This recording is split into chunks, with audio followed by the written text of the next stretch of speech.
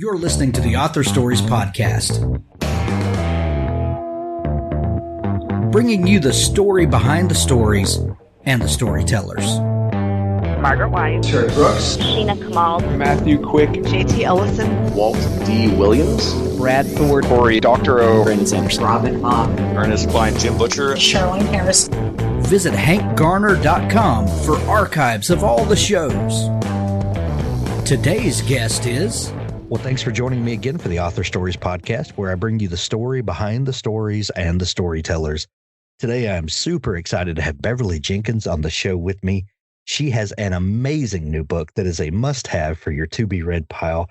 It's called Wild Rain, and it's the second book in the Women Who Dare series, a fantastic series that that brings sheds a new light on a time in history and events that maybe you weren't aware of. And this is such a fantastic book. I know you're going to love it. Wild Rain is available everywhere today, so be sure to go out and grab your copy. Welcome to the show, Beverly. Thank you so much for having me. I've been looking forward to this. I've been looking forward to it as well, Beverly. We begin each show with the same question, and that question is, what is your first memory of wanting to be a writer or storyteller? Well, I may answer this question oddly, but I had no intentions of being a writer. Absolutely none. The only thing I ever wanted to do in life was to work in a library. I've been a voracious reader all my life. I was the editor of my elementary school newspaper in the fourth grade. So, but never, I scribbled, I did poems, I did, little short stories, growing up and, and those kinds of things. But once I achieved my dream of working in libraries, I was done. But, sometimes the universe hands you things and says, try this hat on. Right. And I've had this hat on now for 27 years. And so I still get to do the books, but in a different way. Yeah. Well, as someone who aspired to work in a library, you obviously were a bookish kid, huh? Oh, yeah. I read everything. Oddly enough, or interestingly enough, my mom read to me in the womb in 1950. Which was not something that, people did. Yeah. She also bought me, I'm the oldest of 7. She also bought me these little cloth books that, when I was still in the crib, and of course I couldn't read them. She said I would eat the pages. And she would say things like, eat those pages, baby, eat those pages, baby. So I guess I had to do something with all those words that I had eaten as a toddler, and here we are today. I love it. Beverly, do you remember, in your adventures to the library, do you remember there being a book or a series or an author that just completely captured your imagination and let you know that stories could transform you and transport you? I think the first real series that I got into was The Borrowers. Okay. With those little bitty people who were going through and, quote unquote, taking things. But I think everything that I read, and I read, I'm one of those kids, I read everything in my neighborhood library, every book. And I think everything that I read sort of fed me what I needed in voice and imagination and all of that to be who I am today. So very, very grateful for the Mark Twain Library on Burns and Gratiot in Detroit. It's no longer there. It was one of the libraries that was abandoned during the bankruptcy. And I was there every Saturday. And I saw pictures of it after it had been abandoned with, the roof had caved in. There was water everywhere. The books were on the floor. And I saw that picture and I just cried. I just cried. So, you know, you hate to see one of your favorite places, you know, trashed that way. And, you know, and I know that, you know, the city didn't do it out of a meanness of spirit, but, you know, out of a necessity. So, but I have the memories, and that's what's most important. Absolutely. Absolutely. Beverly, being from Detroit, I love to try to figure out like how a sense of place factors into a writer's life, into the work that they do. Do you see a connection to your history with Detroit and Michigan as popping up in your work, or having any sort of influence over the work that you do? Yeah, I made my name in most of my career writing historical romance, and Detroit has played in many ways a great part in the history. My third book, Indigo, is set in a small all-Black town, and the story takes place during the Underground Railroad. And Michigan was a very, very important place on the Underground Railroad. My second book, which is a highlight, and I love to highlight little known facts of African American history. Sure. My second book deals with African American female doctors who learned their craft at the Women's Medical School in Pennsylvania during the 19th century. And that story takes place on the western side of the state, which is right across the big lake from Chicago. And African Americans had communities there on the Michigan side, even before Michigan was a state in 1837. So being able to use those Black townships as the setting not only teaches, but also entertains. I like to call what I do edutainment. Yeah. Entertainment and education. I also have five romantic suspense books that are set in modern day or present day Detroit. And so I used even the east side of Detroit where I grew up as the setting for those. So Michigan has played a very, very central part in I think it's 47 books that I've written. Wow. Yeah, it keeps me out of trouble. Writing keeps me out of trouble. So idea. No, I'm sorry. I didn't mean to step on you. Go ahead. No, I was just going to say that, you know, Michigan plays a very important part in what I do because I try to entertain and educate. Well, this idea of edutainment, and I love that term. You know, history is one of these things that I don't know if it. How do I say this without just offending a large swath of our audience?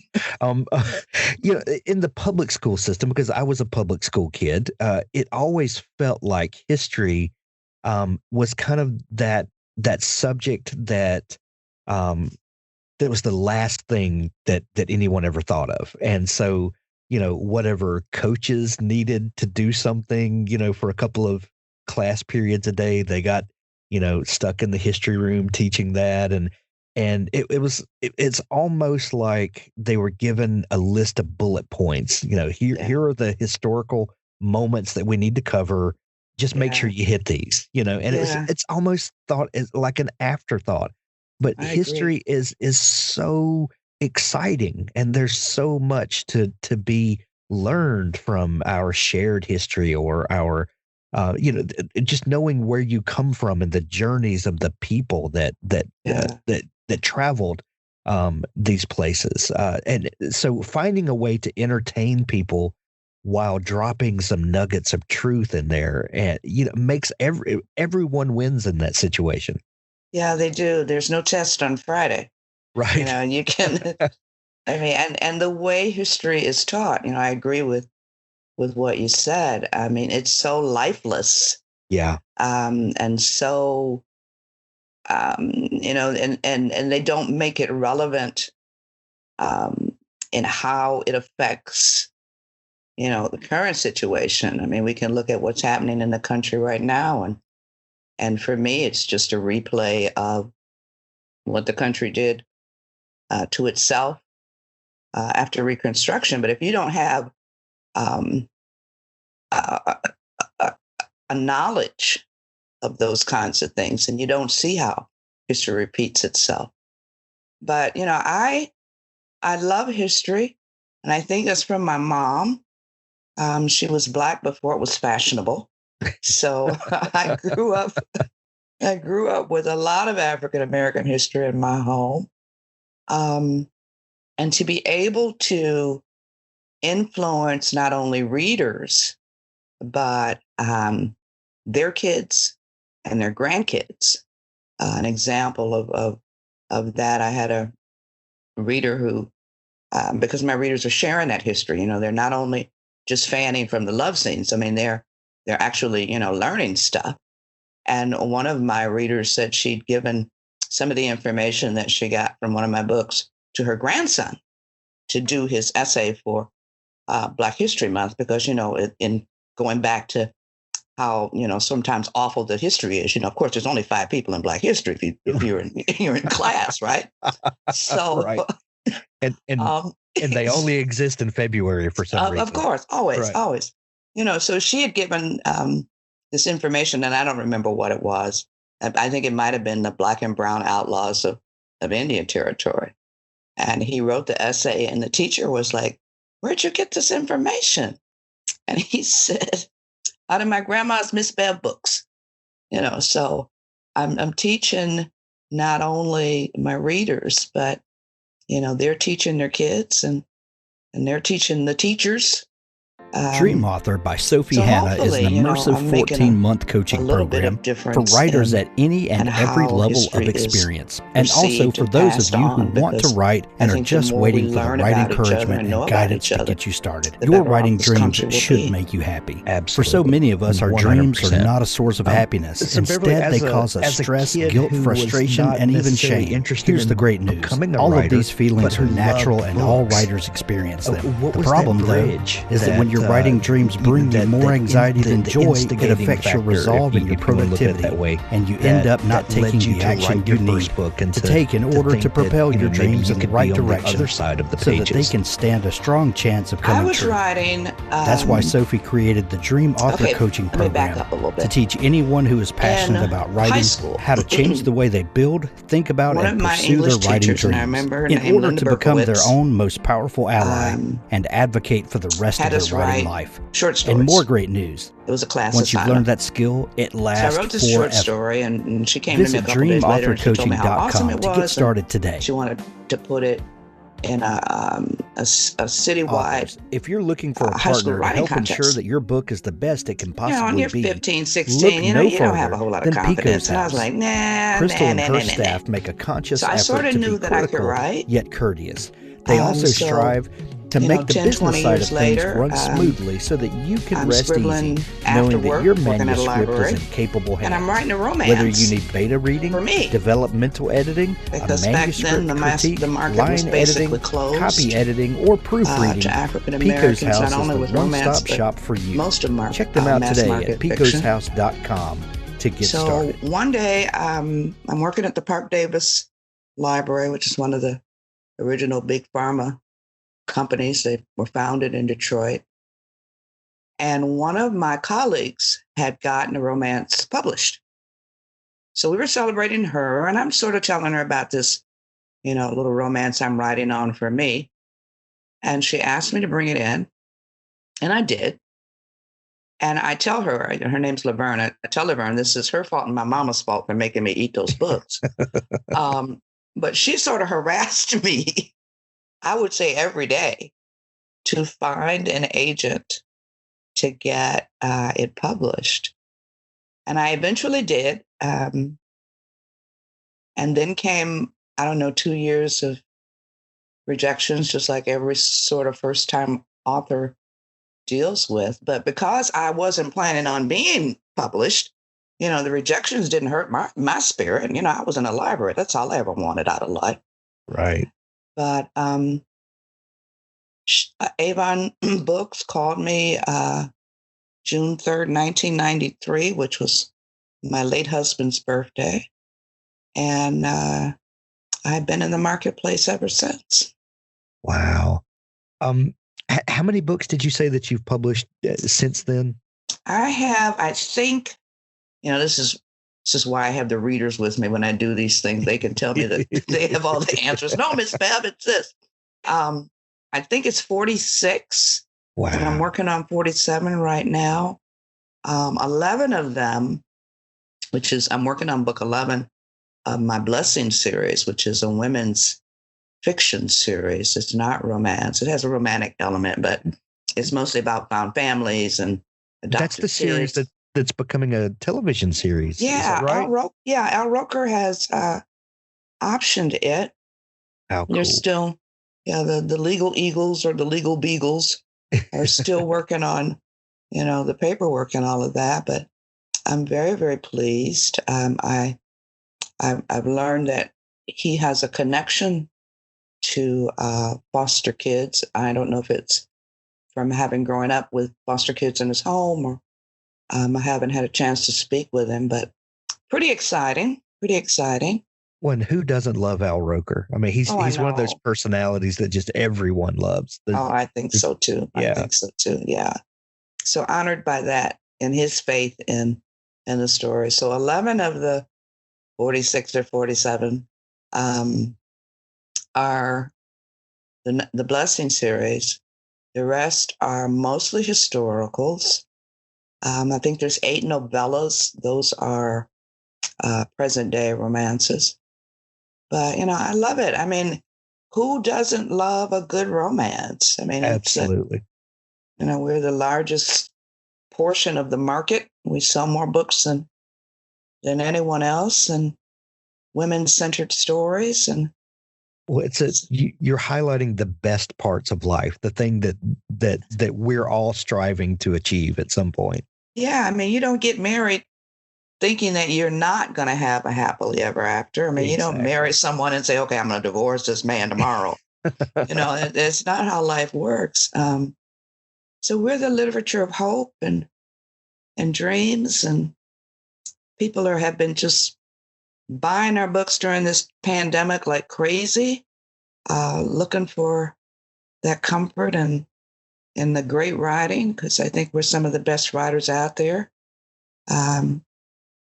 Because if you're writing romance, you're writing about not only hope, you're writing about relationships. Right. And, if your audience thinks about, meeting that person that you love and going from, the first time you meet that person to the journey to where you are now, if you're still with that person. And then if you had to write that down with all of the ups and downs and the highs and the lows, it would be very, very difficult. So I think we've got some of the best writers in the world who are doing romance. So absolutely. Over the course of 47 books, has your writing process changed? Do you approach a new project differently now than way back when? And maybe not comparing today with that first book. Maybe that's not fair. But after 2 or 3 books, when you really are kind of settled into the role, has it changed from now to then? I don't think it has changed. I'm still a pantser. Okay. For those who don't know what a pantser is, we write by the seat of our pants. We have no idea what we're doing. As opposed to a plotter who, works out everything beforehand. I'm still a pantser. When I lost my husband in 2003, my kids are grown and gone. They're still in the area, but I'm in the house by myself, which is kind of cool.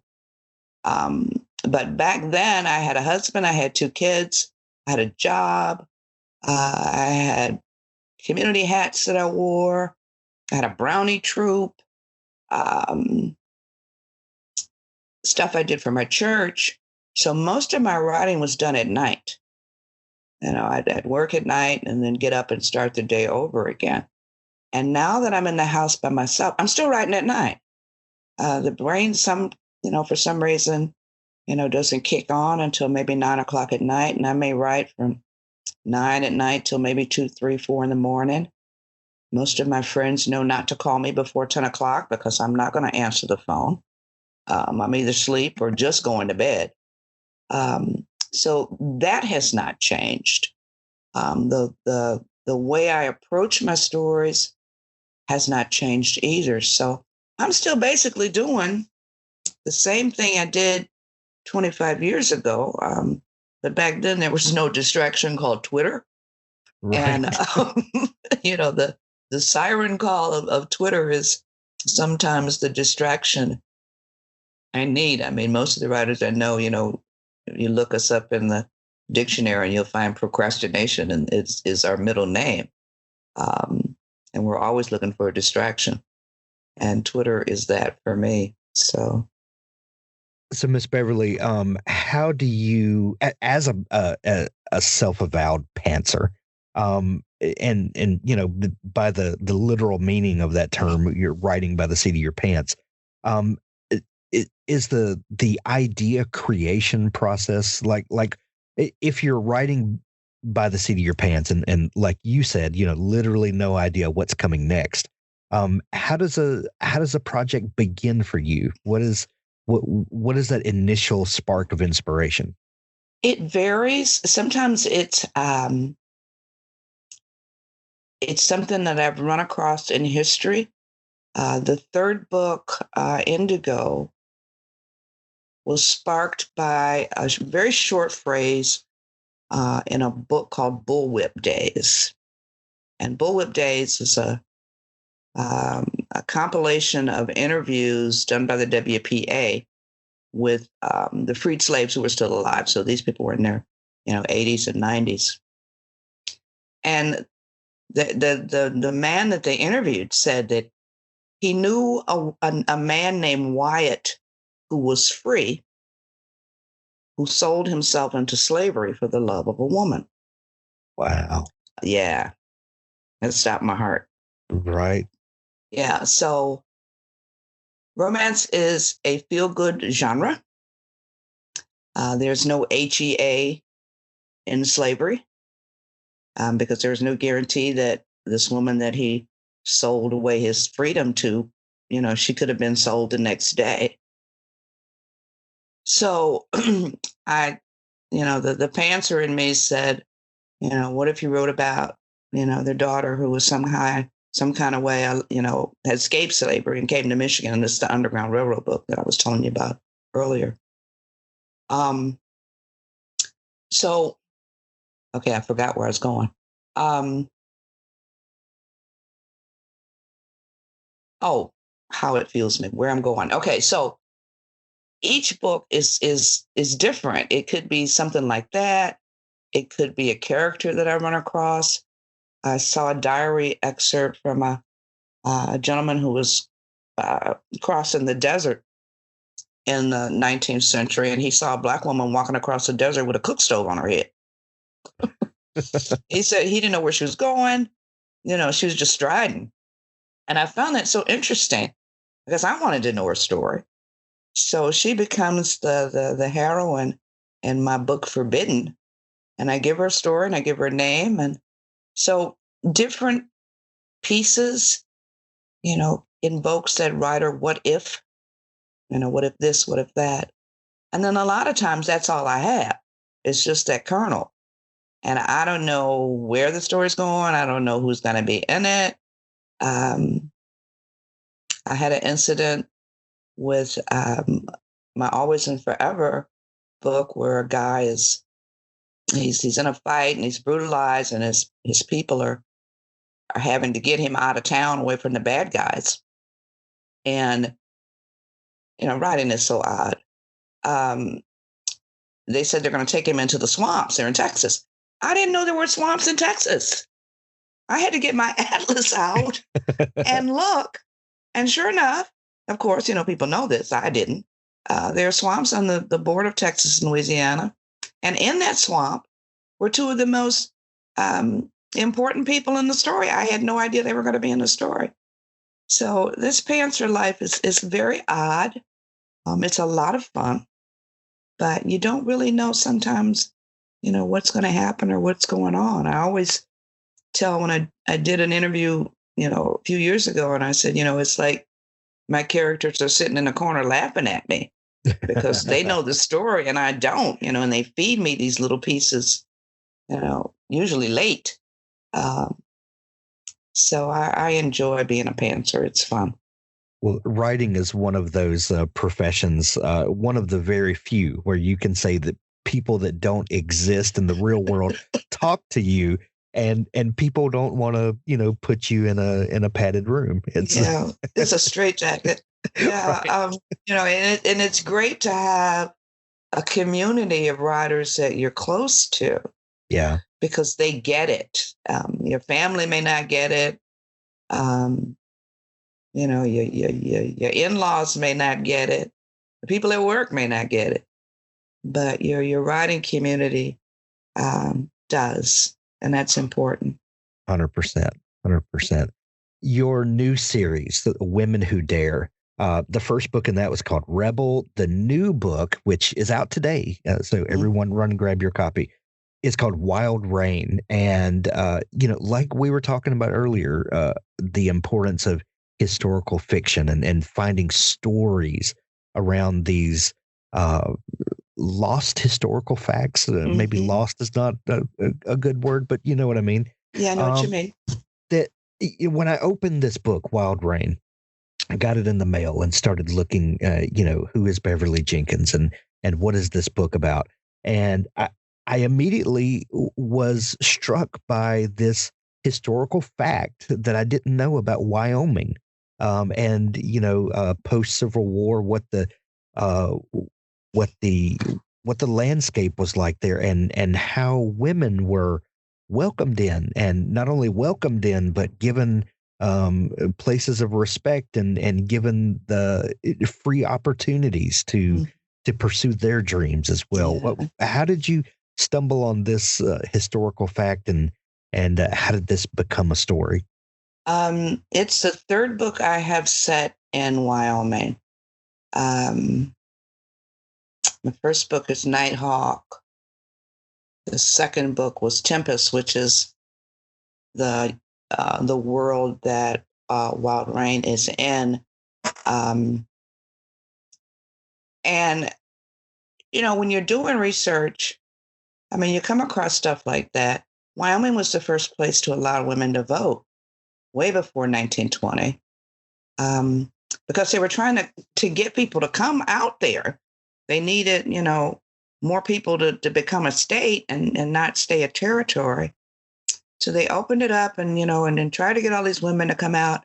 And also because women build communities, women will build churches and they will build the schools, and they wanted all of that.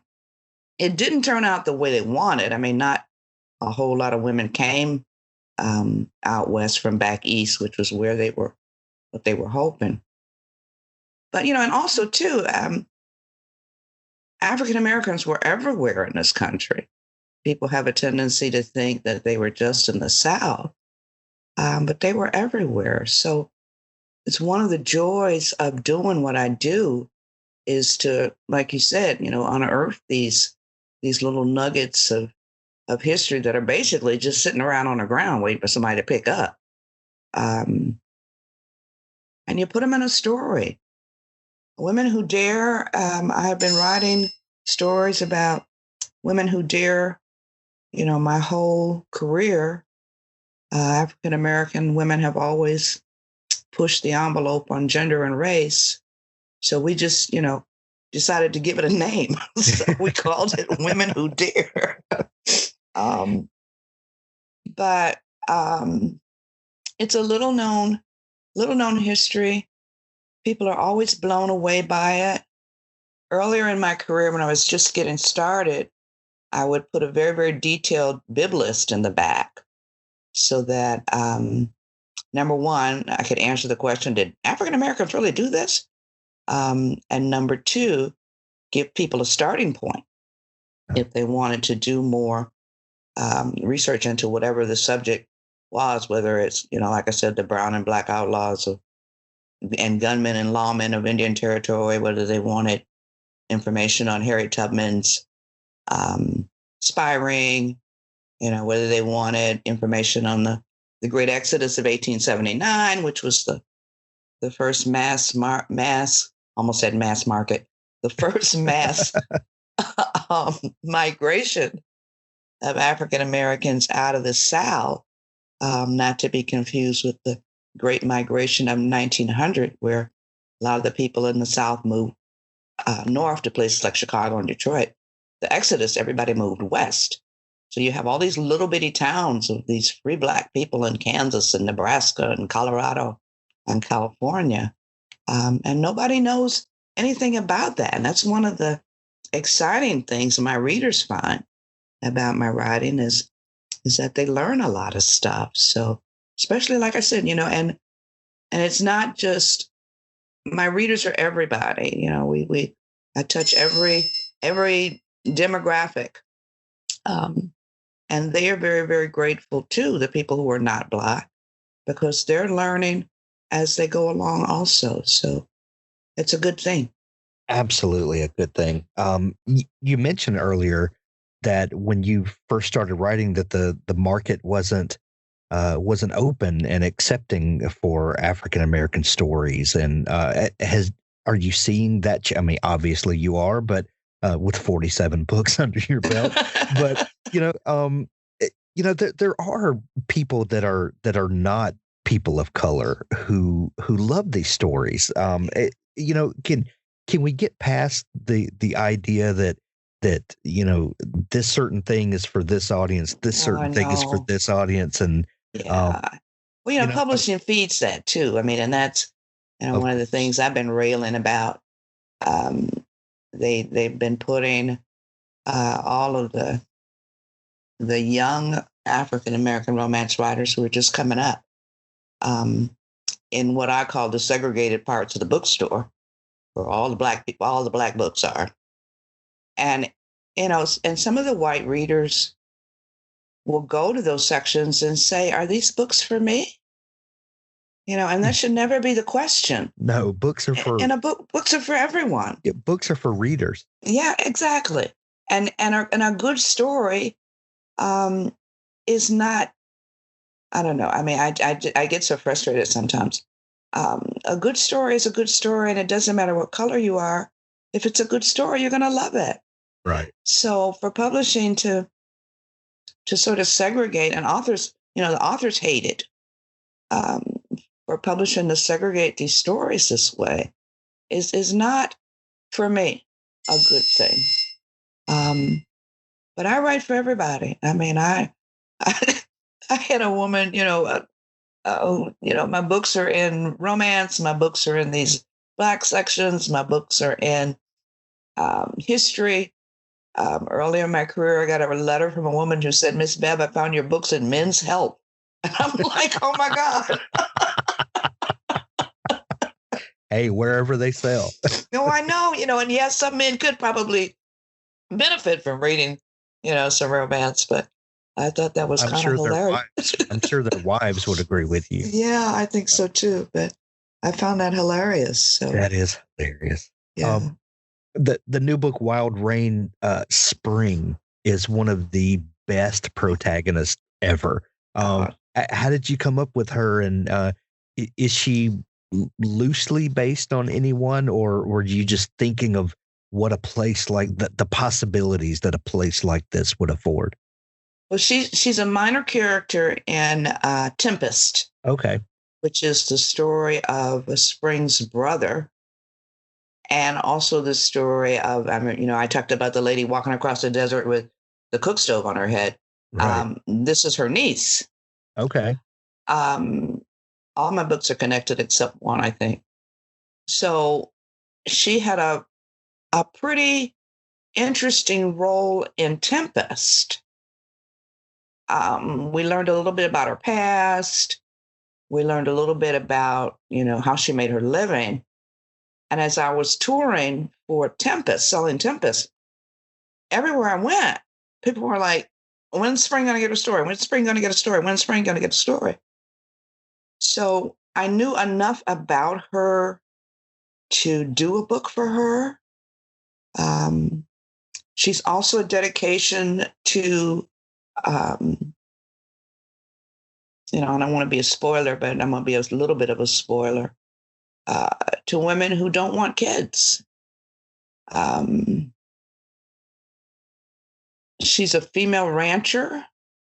I get to tell, the stories of ranches. I didn't know anything about horses until I started doing the research for this. So she's taught me a lot of things too. But she's a dynamic woman. I mean, she's all hard edges and barbed wire and, tough as nails and very, very independent and very, very set in her ways. So when this guy shows up from back east wanting to interview her brother, she's like, no, I don't do love. You can just take your little questions and, go on down the street, talk to my brother and go on back to DC. But they balance each other. He's very, very, he's what we call in romance a cinnamon roll.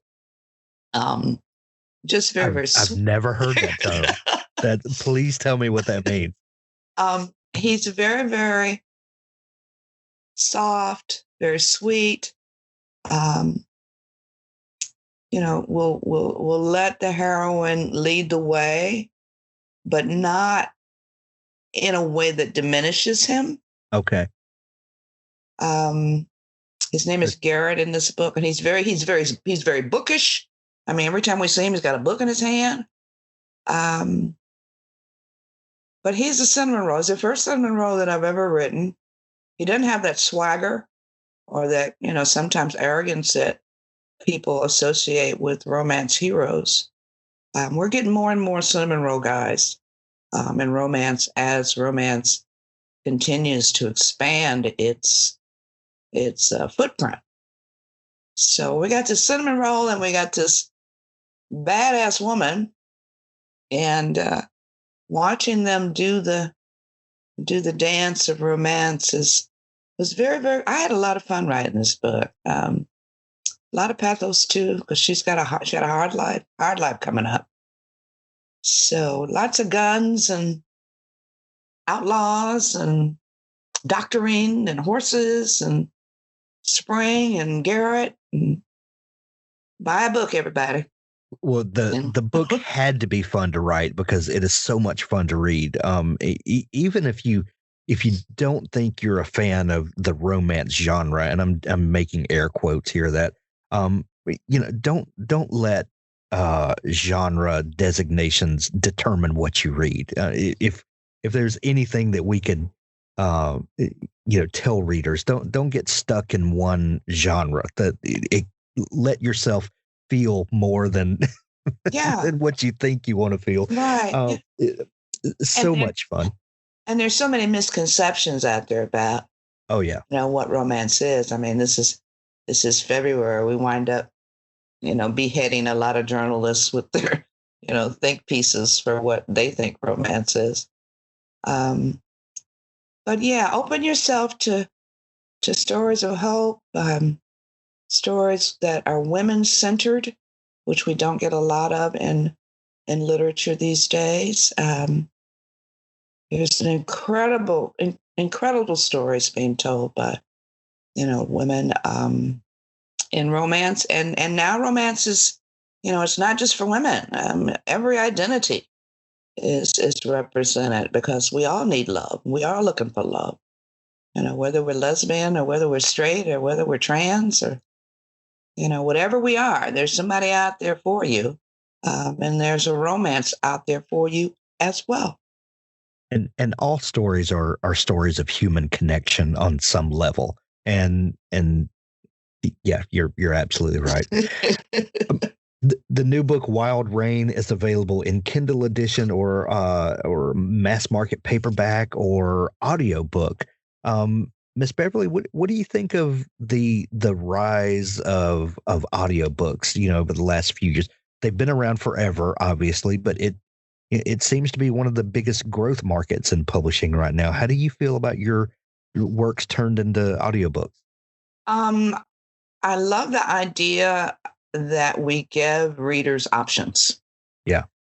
We give them options for Kindles. We give them options for Audible, audio. I don't do audio. I just can't see myself, sitting there and letting somebody read to me. But, because I got stuff to do. But a lot of readers, not just women, a lot of readers love them. They use them on their commutes. They'll have them on their headphones while they're, taking their kids to school or, all of that. And then some, from what the ladies tell me, some narrators are better than others, but most of them are fabulous. I have a couple of girlfriends who are Audi judges. So I usually rely on them to tell me who I need to pick to do my audios. But I love that, like I said, that we're giving people options. And not all people consume entertainment the same way. So I think that's one of the great things about publishing these days. Although, we got a lot of issues, but getting the books to the people is not a major one. Well, the new book, Wild Rain, is available everywhere today. So congratulations on release day. Beverly, I hope that the book finds its way into many, many people's hands. And please come back when your next book comes out. I've had so much fun chatting with you. Well, all you have to do is give them a call. They'll call me up and we'll hook up. So thank you so much for having me. This has been fun. This has been a lot of fun. We're going to put links in the show notes to Wild Rain and make it easy for people to find you. If people are just discovering you and your work, is there a place online where they can dig into all the great stuff that you do? Yeah, my website, beverlyjenkins.net, has all my books. There's also a downloadable, printable list. It's broken down into publishing order, and it's also broken down into series orders. So you have your choice of how you want to read them. And if you find my books, you like them, sign up for my newsletter so you can keep track of me. We'll send you something for your birthday. I always do. And just don't be afraid of romance. I think you'll like it. Excellent. We're going to send everyone to see you and to pick up their copy of Wild Rain. Miss Beverly, thank you so much for taking time to come on the show. You're very, very welcome. Thanks for having me. You take care. Authors, I have a fantastic new service to tell you about. It's called PubSite. PubSite is a service to help you build your very own website, your home on the web, where you can promote your work and give your fans a place to connect with you. PubSite is a website platform that allows every author, regardless of budget, to have a great-looking professional website developed by the book marketing professionals at FSB Associates. PubSite is the new, easy-to-use DIY website builder developed specifically for books and authors. Whether you're an author of one book or 20, or a small publisher, PubSite allows you to build, design, and most importantly, update your website pain-free. No need to be dependent on a designer or webmaster to make a small but costly change to your website. Save the money and do it yourself.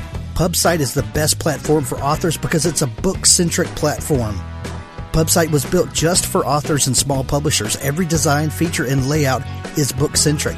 They have customized designs for you to use. It's easy to build. No coding or HTML is necessary to create a stunning, professional-looking website with all the features you want. Get a custom domain name, yourname.com. It's simple to update. You can add all of your books, add a blog and a book tour, sell from any retailer, manage your email list and social media, and even do e-commerce. Build your website with a 14-day free trial, then pay just $19.99 per month, which includes hosting. And we offer packages starting at $499 to set up the website for you. Pub-site.com, the place to help authors find their home on the web.